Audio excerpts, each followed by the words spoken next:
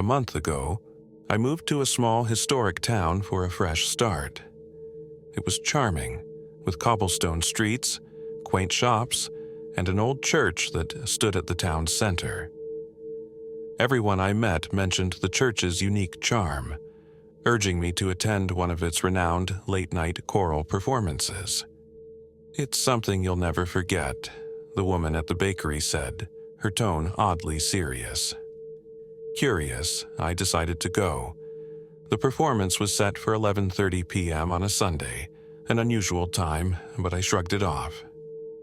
When I arrived, the church was dimly lit, the tall wooden doors slightly ajar. Inside, a dozen or so people sat silently in the pews. The faint scent of incense hung in the air. The choir stood at the front, their faces obscured by the shadows of their hoods. A low hum filled the space as they began.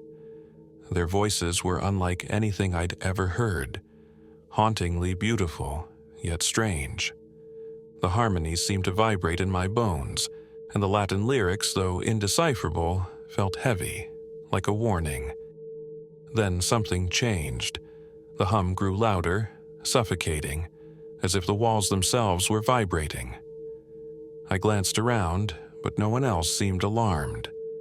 Instead, they sat, entranced, their heads tilted unnaturally, mouths slightly open. I felt a sudden chill and turned to see the doors I'd entered through were now shut. The candles flickered violently, casting fleeting shadows that seemed to move on their own. The choir's hooded figures swayed, their voices climbing to an unbearable pitch. My chest tightened, and I struggled to breathe. The air was thick, heavy with something I couldn't name. Then I saw it, a faint, translucent figure moving along the edges of the room, circling us. It wasn't human. Its form shifted, too long and too thin, its head unnaturally twisted. Panicked, I bolted for the doors. My footsteps echoed in the vast space, yet the sound of the choir never faltered. My hands clawed at the handles, but they wouldn't budge. I turned to plead for help, but the congregation now faced me.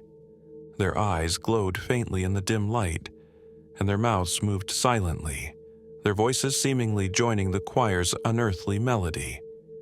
The translucent figure was closer now, towering over me, its hollow eyes boring into mine. It raised a spindly hand and pointed at the choir. I don't remember much after that, just the sensation of falling, of sound and darkness consuming me. I woke up at dawn, lying on the cobblestones outside the church. The doors were locked, the windows dark. No one believed me when I tried to explain what happened. Some laughed, saying the choir hadn't performed in decades, not since a fire had destroyed much of the church and the people in it.